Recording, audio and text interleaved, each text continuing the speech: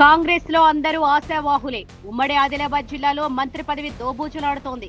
రాష్ట్రంలో మంత్రివర్గ విస్తరణ జరగనుందని మళ్లీ మొదలైన ప్రచారంతో పదవి ఎవరికి దక్కనుందోనని కాంగ్రెస్ వర్గాలు ఉత్కంఠగా ఎదురుచూస్తున్నాయి. జిల్లా నుంచి మంత్రివర్గంలో ప్రాతినిధ్యం లేకపోవడంతో ఈసారి తప్పకుండా అవకాశం వస్తుందని, ఆ లక్కీ లీడర్ ఎవరా అని అధికార పక్షం శ్రేణులు చర్చించుకుంటున్నారట. ప్రస్తుతం అక్కడ జిల్లాలో ఏ ఇద్దరు కాంగ్రెస్ నేతలు కలిసినా అదే చర్చట. 2023 ఎన్నికల్లో ఉమ్మడి ఆదిలాబాద్ జిల్లాలోని 10 శాసనసభ స్థానాల్లో ఖానాపూర్, మంచిర్యాల, బెల్లంపల్లి, చెన్నూరు స్థానాల్లో కాంగ్రెస్ విజయకేతనం ఎగురవేసింది.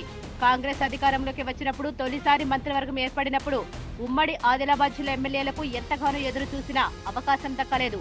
పార్లమెంటు ఎన్నికల తర్వాత మంత్రివర్గ విస్తరణ జరుగుతుందని ప్రచారం జరగడంతో గెలిచిన ఎమ్మెల్యేలు ఎవరి ప్రయత్నాలు వారు చేసుకున్నారు. అయితే అప్పుడు కూడా విస్తరణ జరగకపోవడంతో వారికి నిరాశే మిగిలింది.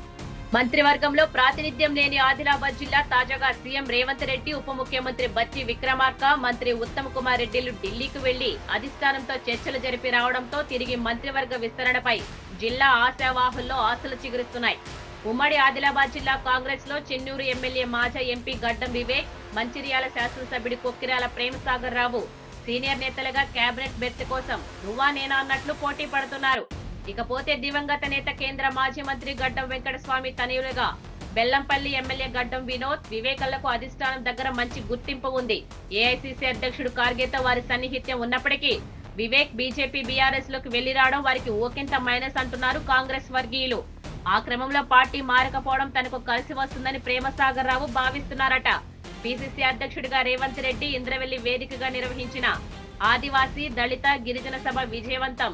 సీఎల్పీ నేతగా బట్టి విక్రమార్క చేపట్టిన పాదయాత్రను సక్సెస్ చేయడం, ఖార్గే మంచిర్యాల సభల బాధ్యతలు సమర్థంగా నిర్వహించడం తమకు ప్లస్ అవుతుందని ప్రేమసాగర్ రావు వర్గం ధీమాగా ఉంది.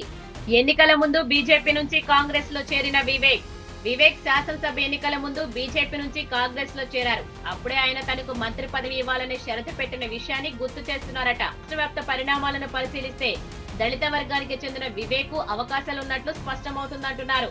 వివేక్, వినోద్ సోదరులు ప్రేమసాగర్ రావు వర్గాల మధ్య సఖ్యత చెడకుండా రాష్ట్ర నాయకత్వం వేసి చూసే ధోరణిని అవలంబిస్తూ వస్తున్నట్లు తెలుస్తోంది. ఇలాంటి పరిస్థితిలో మంత్రివర్గ విస్తరణ చేస్తే మంత్రి పదవి ఎవరికి ఇస్తారనేది కీలకం కానుంది. మరోవైపు అవకాశం ఉంటే బెల్లంపల్లి ఎమ్మెల్యే వినోద్, ఖానాపూర్ ఎమ్మెల్యే వెడమ బొజ్జాపేలను పరిశీలించాలన్న ప్రతిపాదనలు అధిష్టానికి వెళ్లినట్లు తెలుస్తోంది. విశ్వాసంతో, కష్టకాలంతో పార్టీతో ఉన్న తనకు మంత్రి పదవి ఇవ్వాలని వినోద్ ఢిల్లీ స్థాయిలో పావులు కదుపుతున్నారట. మరోవైపు ఆదివాసీ కోటాలో భాగంగా వెడమ బొజ్జా పేరు పరిశీలించి పదవి కట్టబడితే అందరికీ సమన్వయం చేసినట్లవుతుందని ఆయన అనుయాయులు పేర్కొంటున్నారు. మొత్తానికి ఈసారైనా విస్తరణలో ఉమ్మడి ఆదిలాబాద్ జిల్లాకు ప్రాతినిధ్యం దక్కుతుందా, మంత్రి పదవి ఎవరిని వరిస్తుందనేది జిల్లాలో చర్చనీయాంశంగా మారింది.